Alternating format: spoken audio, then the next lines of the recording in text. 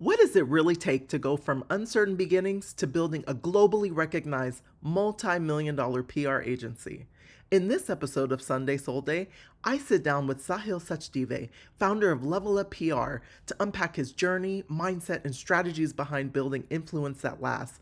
Sahil's story is one of resilience, innovation, and impact, from freelancing to leading a global team and helping over 1,000 clients amplify their authority through personal branding. Let's welcome him to the show.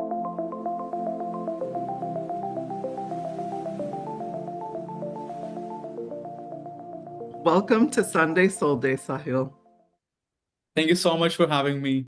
Thank you so much. Well, I can't wait to get into your journey because, oh my goodness, you have had quite a journey. So, like, before we get into, you building Level Up PR and kind of stepping into the digital influence world, like, tell me a little bit about your earlier experiences and pivotal moments that kind of planted the seeds for the path that you're on today. This is like such a long journey. So like I have changed so many careers in my life, like probably like a dozen, I would say. So starting from my childhood, I was a child, I was really competitive. I was a go-getter. I was running after things, anything that I wanted in life, I would just go after it. Okay. So one such incident from my life. So as a child, whenever I wanted a toy or something, I used to cry a lot. And my parents used to get me that toy. Okay. And then in 10th standard, when I wanted that bike, so I wanted a sports bike. So they sent me a goal, like if you scored this much percentage, we'll get you this bike. So I scored more than that. And then finally I got that bike. And that day I learned a lesson that if there's anything that you want in life, there's a price that you need to pay for it. It can be in terms of the time that you put in. Okay, it's not always the money, right? So if you put in the work, you'll get there. And then I thought I would use those leadership skills and launch a company. So I launched my first tech startup where people could just rent and lend anything. So that platform I built, and then I tried to get some customers. But in tech companies, you need a lot of money that needs to be burned in marketing to grow it. So I did not have any kind of funding, no prior experience in entrepreneurship. I tried to pitch investors, but nobody gave me a single penny. So I eventually had to give up on that dream. And then I went into singing. I was a very good, like I was passionate about singing since childhood. So I thought of exploring that also. So I started learning music seriously, and then I started performing in cafes, bars for little to no money. And then once I was a little confident, I started, charging people as well. So initially I got like $10, like sometimes $20, sometimes $50. $100 was the max that and then things were started to picking up. Okay. And then COVID hit after 1 year. Then all my shows got cancelled. So, in college I got no job, and then I was not able to build this tech company. Then music failed due to pandemic.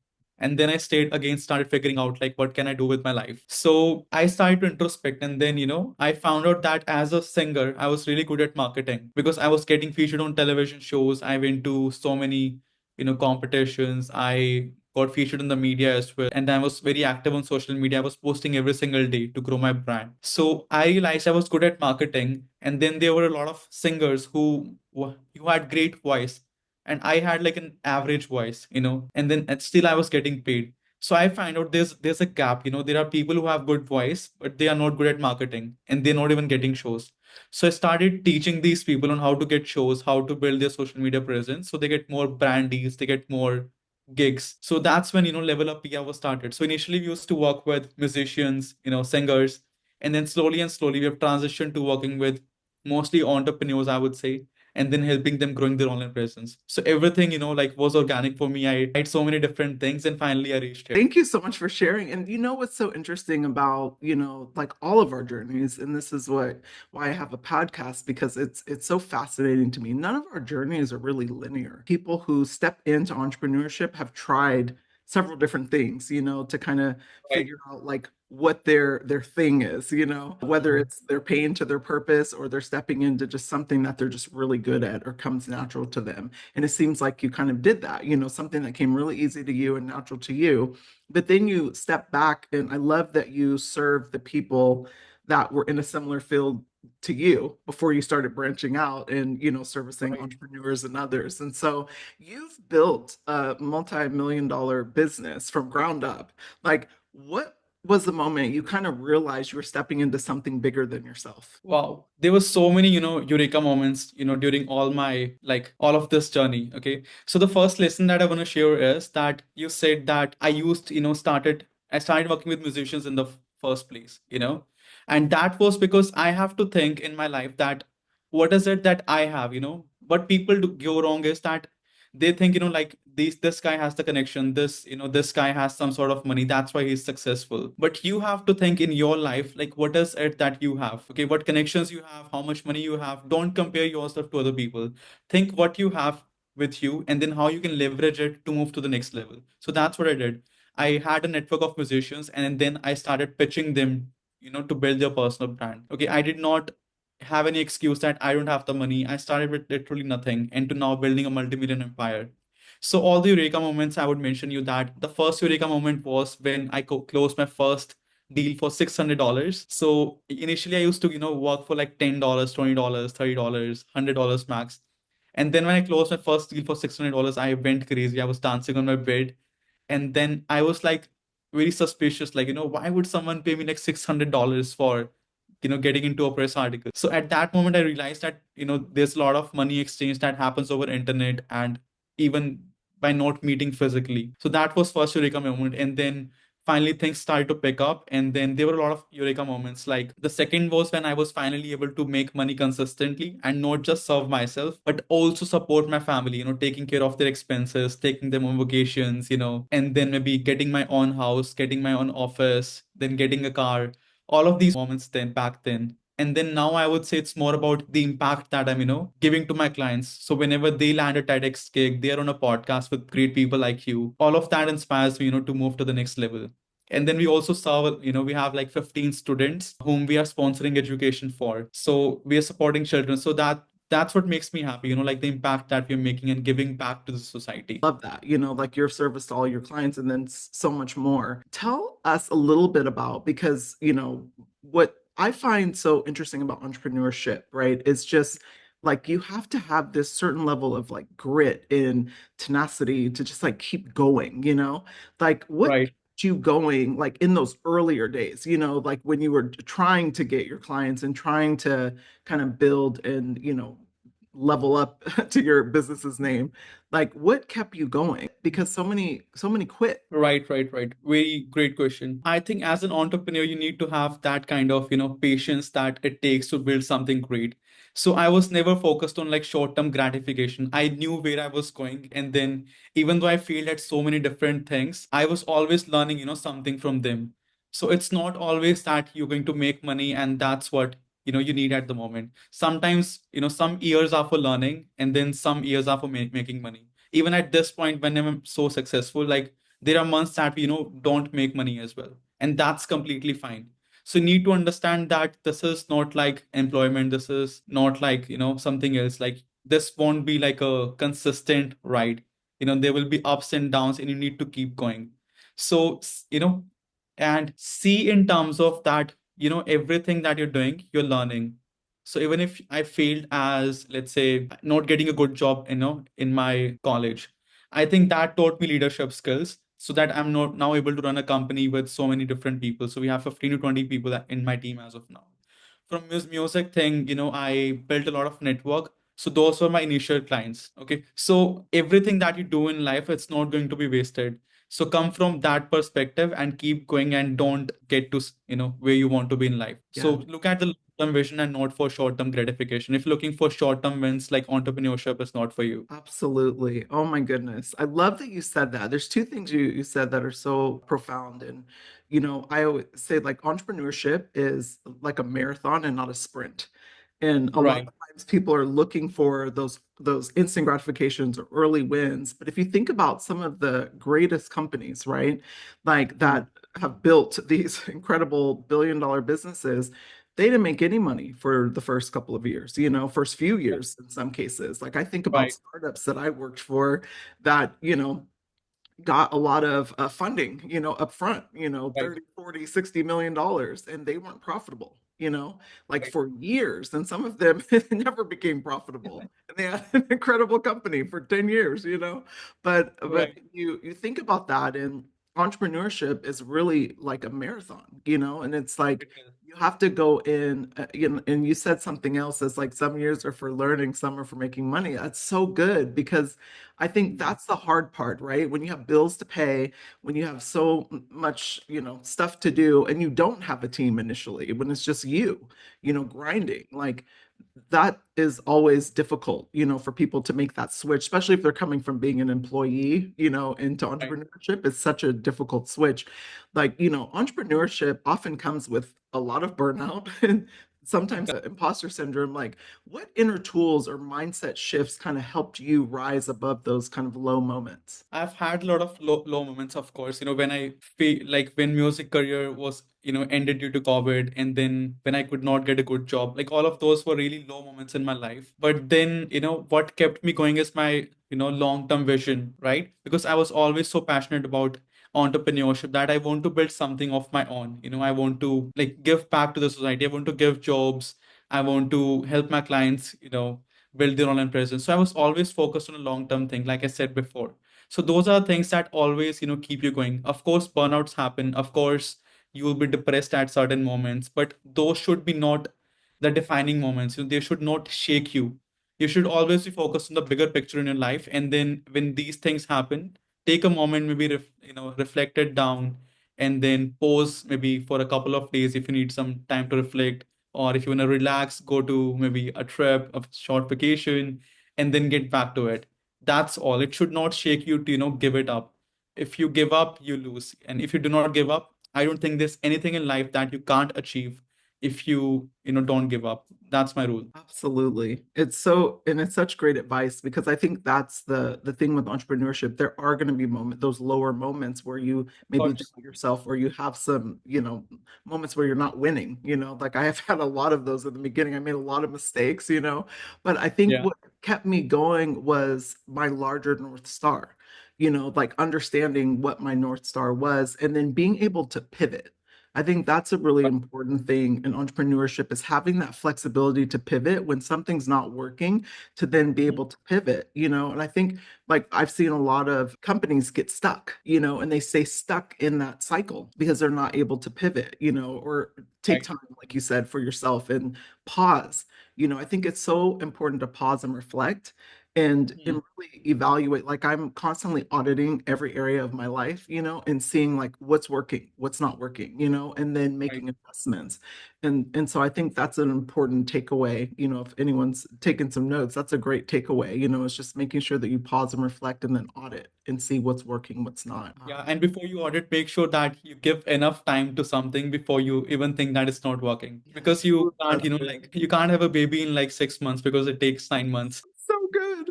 That is so good. And especially with like marketing too, right? Like even when you're like building different campaigns and seeing what's working, what's not, like it takes time, in order for Right. it to take effect. So I love that you gave that last nugget. That's so good. Well, you've helped over 1,000 brands amplify their voice and impact, which is incredible for the time that you have done this, What do you like? I would say like what do most entrepreneurs, I guess, get wrong?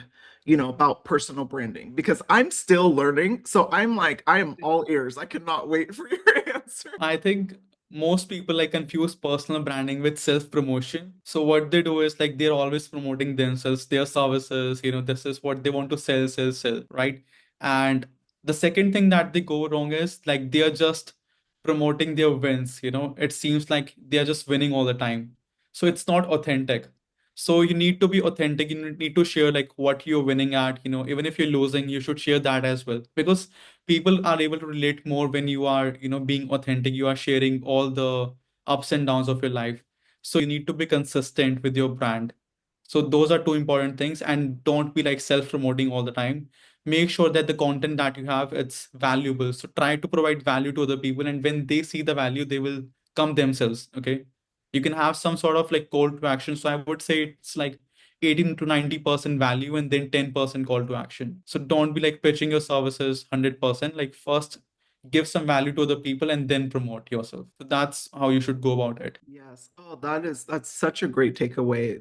Because I see that so often. I think even in the beginning for me, like I was trying to strike that balance of like how much do I self-promote, like, as opposed to like focusing on the branding. So that's such a great takeaway. And I think that's so good about authenticity because I think it's so easy for us to get caught up in sharing the wins because we want to show that Right, like, look, we're growing, things are working. But it's so important to also share those losses or those lower points, or even, what I like to call, because I don't really believe in losing, but it's like learning. It's just like all of those right, learnings.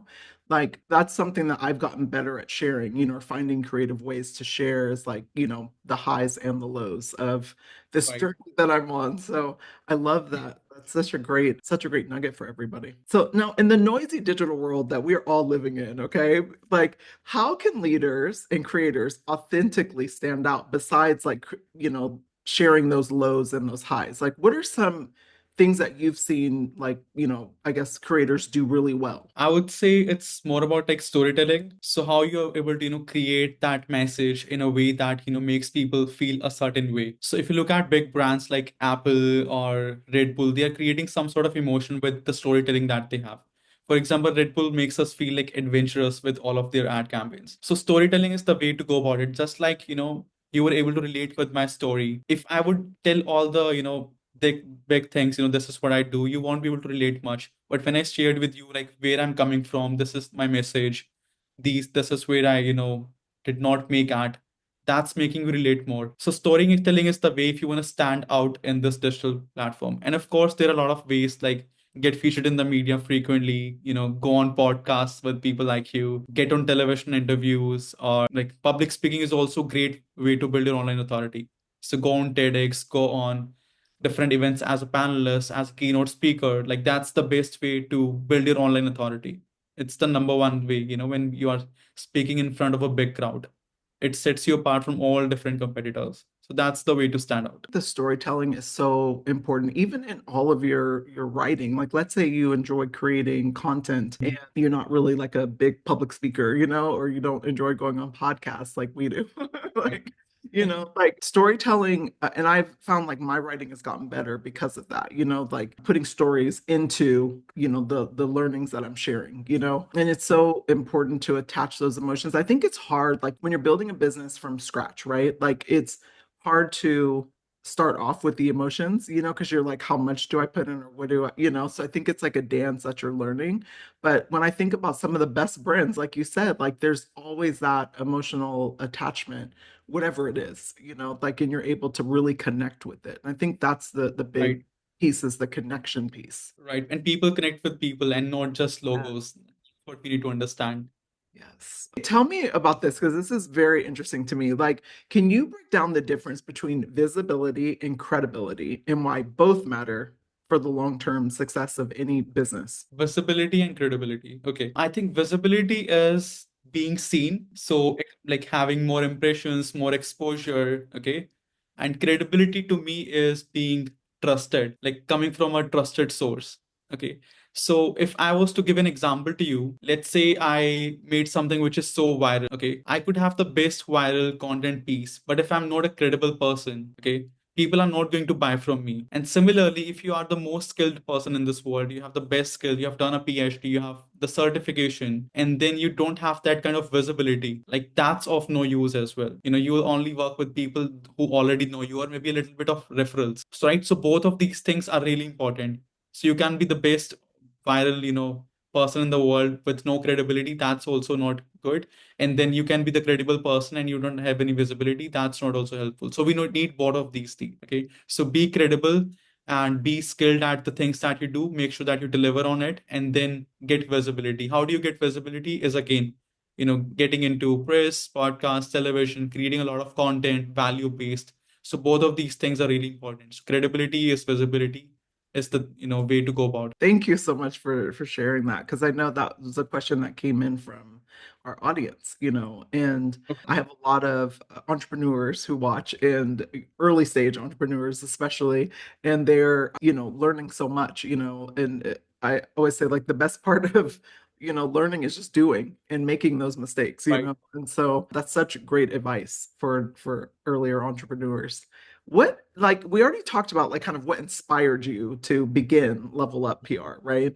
But like, how has the vision evolved, like, over the last, year even? Our vision right now is to be like the greatest PR firm working with the top 1% entrepreneurs around the world. So our vision is always, like to get our client's story heard by their target audience so they can feel that, recognition when their people recognize them. So that has always been the vision. And over the years has, evolved, from working with like different kind of niches to now working with the top 1% entrepreneurs. Of course, we can't help everybody being a service-based business, but my goal now is to work with the top most of people. Recently, we worked with Robert Kiyosaki, so that was like a eureka moment. So, we want to work with more such people. So we worked with Robert Kiyosaki, and I used to read his book, Rich Dad Poor Dad. And then his team reached out to me that, they're doing this event in India and then they want to promote this event. And then we ended up doing some promotions for the event and then getting some podcast placed for Kiyosaki. Oh my. So that's how, it has gone international. Earlier we used to work with, like startups. We still work support small brands as well. We do have smaller offers as well. But over the years it has, evolved working with like the top players. Oh my goodness. What a pivotal moment though. That is like so cool, to be able to do an event for him. Like, from where you've gone. And again, this, you haven't been doing this that long. That's another just important factor to point out. It's a real testament to, just you, and the team that you've built to support it. So, So, the good thing is that this was all inbound, the event they reached out to me. And I was active on social media. I was going on podcast. I was on a television show. So they randomly found me. Maybe they searched something like a PR expert or a PR agency on LinkedIn.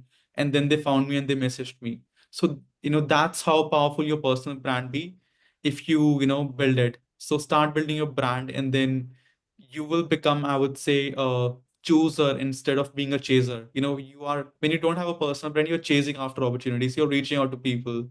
Hey, please buy my service. This is how I could help you. But when you have a personal brand, people start coming to you.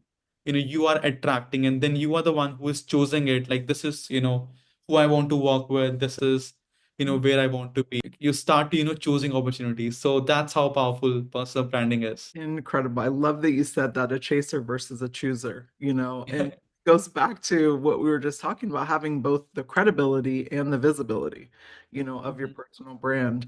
And it's something I'm learning. Like, I think I dialed Sunday SoulDay really well because it's incredible. Like, I, rarely reach out to guests, mostly guests reach out to me to be on the show. And so it's like, goes back to the chaser versus the chooser. Like, that's such great, I mean, such a beautiful way to think about it, because I Correct. think energetically, like, the show's energy really attracts Right. just incredible people to be on it, like, I mean, I've had a variety of guests, that I'm still blown away. I'm pinching myself at just the opportunity to be able to talk to people. And also, I see it as like free coaching. So, like, I'm learning, just as much as they're sharing their stories, and the audience is learning as well. So I love that you said that. That is, I'm gonna remember that. Your brand is international, and you're working with so many different, like you said, entrepreneurs, top 1%.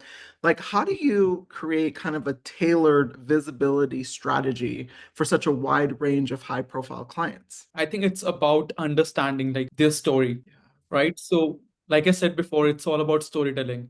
So we need to understand who they are as a person, what values do they carry as a person, and get to know, what made them start what they're already doing. So it's about getting them to introspect why did they start this? Why they're the best person to solve this problem that they're currently solving. So it's a lot of, introspection work that happens at their end that we make them do through our, interview, just like you are doing, right? So getting to know their story and crafting it in a people want to read it, people want to, share it with the world, and people resonate it in a way, they feel that emotion after reading it. So once the story is crafted, then we reach out to people like you, podcast hosts, journalists that we work with, and see where that story fits in, what their niche is, what their messaging is, and who is the person who needs those kind of stories. So creating that, bridge, like we are those people who connect these two people and get their stories published. So that's what it's needed, with every single story. Like people can be different, one could be in healthcare, another one could be in travel industry. But the storytelling, the foundational skills of the storytelling, creating that messaging, having that compelling story, that always remains the same. It's all about connecting these two dots, like who has the story and then who needs it. So that's the foundational, thing that we work on. So good. It's so interesting because I take a similar approach, obviously, with the podcast, right? But I have gotten a lot of practice doing this in my earlier career as a recruiter, a tech recruiter, growing in, Okay. lots of early and growth stage startups because I approached it from a storytelling perspective, as opposed to just seeing if the person can do the job or focusing in on their resume or what school they went to. Like I could care less, like I am so focused on like who they are, their values, and also like Right. what kind of like lights them up, like what will keep them inspired in the job and how can they be not just a cultural fit, but a cultural addition, a cultural add, And so like it's so interesting you say that. I love that, like that foundational, kind of process that you take with everyone because Right. you're really understanding like them, peeling back their layers, in order to get to the sweet spot of who they are and then sharing that with the world. That's so cool. Right. Well, we talked a little bit about your team, like, or, just you building a team of, 10, 15 people. Like, what's been the most lesson, I would say, like, when it comes to team building and growing your brand globally? Right. I think one thing that is really good about our team is like I think the culture that we have at a company, it's like more like a family like culture, like I don't see people as just employees. I see them as, like a family. So it's not just about the professional relationship that we have, it's the respect that we have for each other. Right. So they're always coming from a perspective that this is their own company and they're working on building it, together with me. Right. And how that comes, it comes when you give people that authority that, it's your own company, you can make the decisions, go after things, right? So that's what is needed to build a culture like this. And then we have a lot of, fun activities. We have fun Fridays. Every Fridays we play games, we have good food, and then even like, quitting any bad habits that they have. So it's like all around development. I see them as not just a employee. I want to make sure that they are leveling up in every single area of their life because they are at level up, so they need to level up and in all the aspects. So that's what is important, right? You need to give your people the authority and the respect, and when they feel recognized, they would stay with you, and they'll be loyal to you, even though we don't pay very handsome salaries because we're a startup. But I think recognizing them and supporting them in all different areas, it's not always money. You can keep your people happy without money as well, by taking care of them, by respecting them, by recognizing them in all ways possible. Oh my gosh, that's so good. And it's so true. Like I think like this is such a great takeaway for not just early, entrepreneurs who are building, but also folks who have companies, to really Mm. understand the importance of allowing people to have autonomy and authority to operate how they see Right. fit in order to get the job done. It's so important, people, we're not babysitting, like you want to hire people who are capable of doing the job and then get out of their way. Let them do Right. their job, Like, and I love that you touched on respect because I think a large part of that gets lost in a lot of cultures is Mm. respect. And my guiding principle is all of my principles are built on respect. Like that is like Right. the foundation of who I am to my core. So when I am disrespected multiple ways, like I remove myself, I'm like, that's not my environment. So I love that you touched on respect and then recognition is so important for employees. They want to know that they're doing a good job, not just pointing out all the things they're doing wrong, but also like, what am I doing right? How can I continue to do more of this, in order to grow the Right. business? And then I love that you touched on not just their professional goals, but also their personal goals. So, really focusing in on the whole person, as Right. opposed to just how can they serve level up PR, like that is such a huge takeaway that I think a lot of companies miss, like I mean, I've even worked for companies where that's how I approach my coaching. Like you can't expect people to only be successful at your job and then failing in the other areas. It's going to bleed over. Right. So it's so Exactly. important to focus on all areas of their, whether you call it a circle of life or their wheel of life, in order to make sure that they're leveling up. I love that little plug of your name, but that's so good. It's so good. Such great advice. Yeah.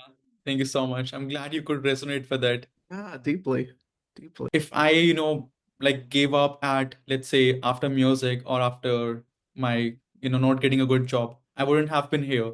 So whenever you fail in life, like see it as a learning and then keep moving, do not give up, keep going. I don't think there's anything in life that you can't achieve if you do not, give up. So everything is possible. Like everybody has done it, they're like, I'm a normal human being and anyone who can do it, right? So it's the person that we need to become to achieve in life.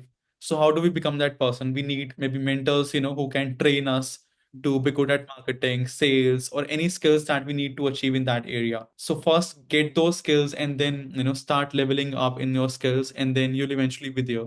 So have patience, be consistent in your approach and don't give up. And that's the only secret. So I love it though. And for me, I say two things. Like when I'm in a fear state, right? Or I feel like fear kind of arising, like I don't push it away. And I think that's the thing that people fight against the fear as opposed to right, embracing the fear, and my second thing is I partner with it. So how can I use my fear to push me forward, So right. opposed to trying to abandon it, like you have to embrace it and honor it, because that also you can use it, as you move forward, or to your point, leveling up. So Right, right. good. And fear actually comes because I think we're not actually, like so skilled at something. People think, just be confident, be yourself. That's not what you need. I think you need to be more, put in the more repetitions. The more you do something, the confident you will be and the less fearful you will be.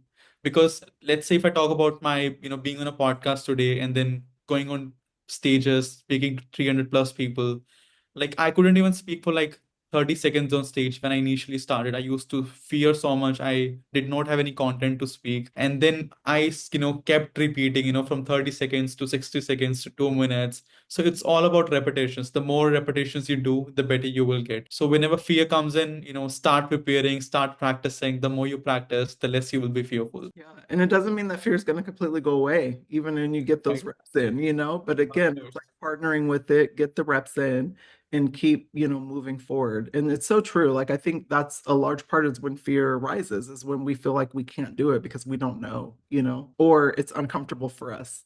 And for me, I think like, okay, I'm in the right space because then I'm growing, I'm stretching, So, one question we ask everybody here at Sunday Soul Day is how Okay. do they fuel themselves back up? You're of service, like you said, you've worked with over 1,000, personal brands, like building them up. Like, How do I feed my mind, body, and soul? yeah, how do you fuel yourself up in order to give your energy out to all these brands that you're working with? So if I go like mine, I would say it's about like having knowledge.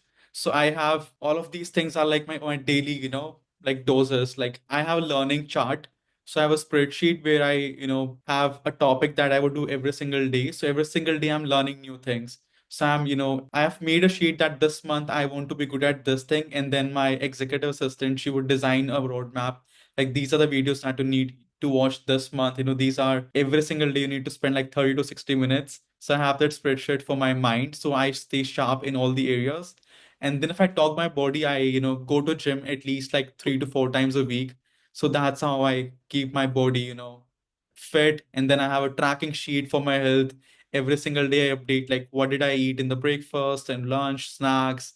Did I have the nuts, the dry fruits? Did I have some fruits? Did I have this much of protein, no sugar? So I track every single thing, So that's how I, I've kept my body like more fit and then feeling always, having that good energy. And then for my soul, I think I listen to a lot of like religious music. That's what, keeps me connected with God. I also listen to a lot of spiritual videos, spiritual events also I attend. I go to spiritual places. So that's how I've connected with my soul and the universal power. So all of these things, help me stay fueled, even at the lowest moments of my life. Yes. Oh my goodness. I love that. And I'm telling you, I love this question so much because And it's a question I ask every guest because I get different answers every time. Like, I love that you create a learning map, with your assistant. Like, that is incredible. Like, it's something that I do as well, but I'm like, to hear someone else say that they do it is so awesome because I'm like always trying to get 1% better. Especially when it comes to my mind, whether I'm, protecting my mind and covering my head, or I'm always looking to get better, and pouring into myself and picking a topic and learning and going deep on it. So I love that you do that.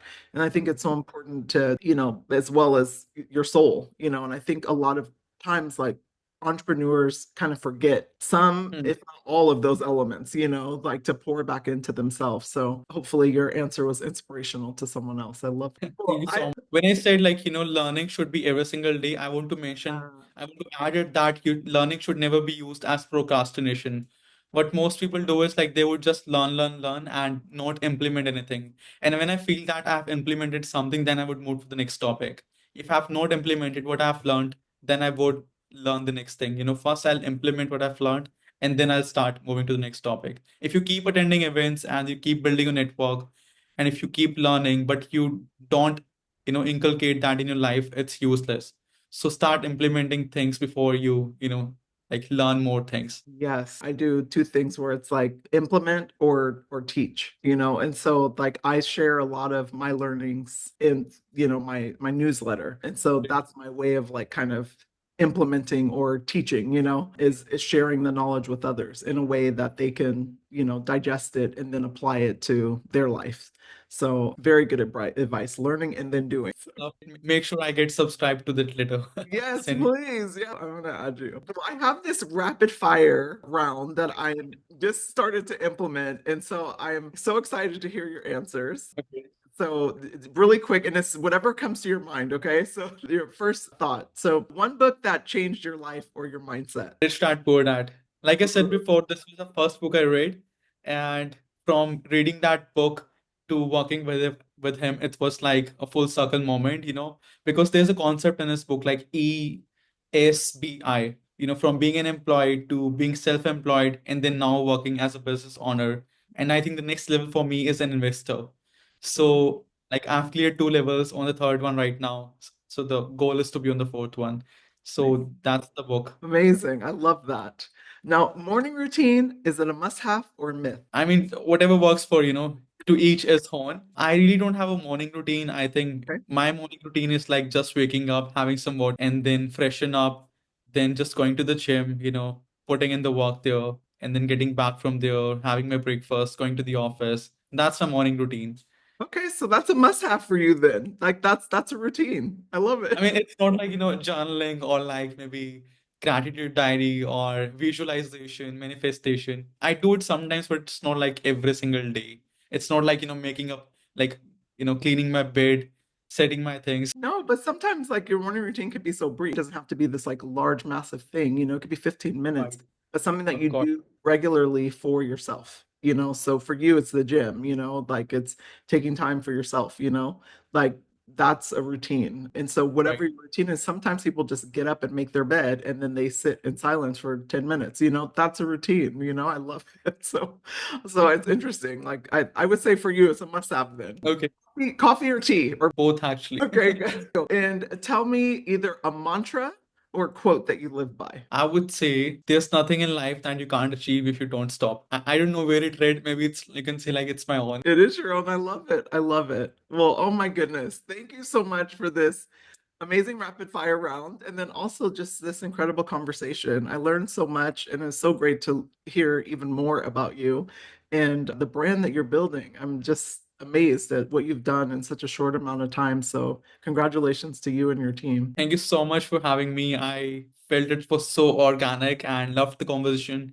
It's been almost an hour and it did not even feel like. I know, I love that. I love it. Well, thank you again. And everyone in the audience, like, do us a favor before you click off, drop your favorite comment or moment in this conversation, or even something that you learned about personal branding. Tell us. And as always, have an amazing Sunday. And Bye. don't forget to follow me and the Misha. Follow us. And if you're not subscribed, please subscribe.